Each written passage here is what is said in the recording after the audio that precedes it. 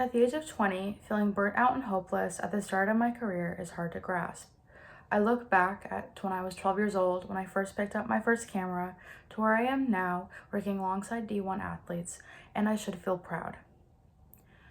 Yet, when I look around at my male peers, I see that they are able to have access to locker rooms, travel with the teams, or have more of their content posted on social media. And I look back at myself and I wonder why my extensive experience does not give me the same opportunities as men. The sports industry is a world of competition, one in which men get a head start. In the end, men will always win the race, and women have no choice but to have to run alongside their female counterparts to win. Meaning that it is inevitable that in order to succeed in this industry, women will have to compete against each other in order to maintain respect, status, and recognition. Historically, women's involvements in sports began several years after men. According to ResearchGate, the first female sports journalist, Margaret Goss, and the first male sports writer, Henry Chadwick, had a 70-year gap between their first publications, further demonstrating how far behind women are in this industry. Pew Research Center reached out to thousands of journalists and asked them what typical stories they cover. For the most part, across all genres, it was safe to say that it was about 50-50 for females and males. But in sports, only 15% of female journalists are in the industry, and men account for 85%. Even years later, Amanda Lulham, who started Daily Telegraph Sport in 1989, discusses her experiences that resonate deeply with me. According to In Her Own Words, the woman who transformed sports media reporting on Sports Hounds, Lulham recounts that at one point she had to sleep underneath the table at a press center because she was scared of missing out on a story. Her method worked. Her story was on the cover of the news, and 3 decades later, she has now reported 33 races. However, the necessity of competing against fellow women becomes an unavoidable aspect of navigating this career landscape. While the fierce competition can lead to individual success, it also highlights a critical issue. Lack of adequate opportunities forces women to battle against each other rather than creating a community.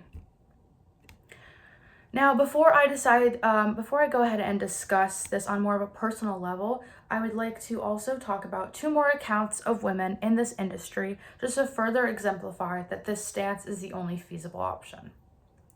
The first account is Vanessa Ritchie, a female sports journalist. She describes the immense challenges she faced in establishing her career. In International Journalist Network's article, The Women's World Cup and the Rise of Women Sports Journalists in Brazil, the author discusses the training program that Ritchie created for female commentators during the 2018 Men's World Cup. This attracted nearly 300 applicants, and the high demand just shows the competition among women in such roles. Second, Rebecca Gratz. As stated, and women continue to fight to belong in sports media on Unlimited Sports, when Gratz got out into the professional world, she immediately noticed that all of her colleagues that she had in college slowly left the industry because of how challenging these environments were for women. So in response to these personal stories, I do also have to add that when given the opportunity to help women, in no way is this argument saying that that is the wrong choice. What people fail to understand is that when trying to further your personal career, you will inevitably be competing against another female, not another male. Women such as Vanessa Ritchie argue that it is more important to advocate for your female counterparts, while I argued that that's sadly just a waste of time. With the quickly changing world of sports and women starting decades behind men in this race, if women get caught up in this stance, they may miss out entirely.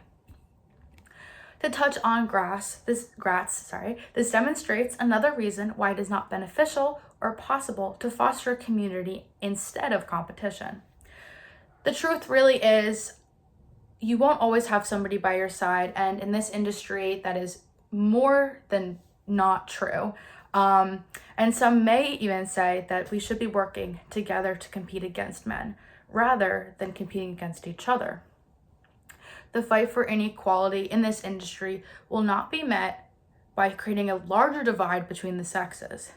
And whether it follows our principles or not, discrimination is discrimination at the end of the day.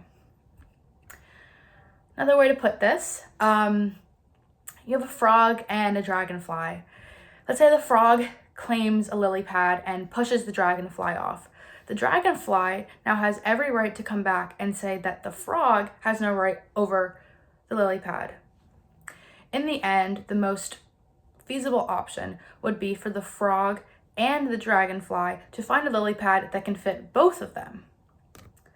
So while this idea of fostering a community among women in sports is admirable, the reality of this industry involves intense competition due to lack of opportunities available.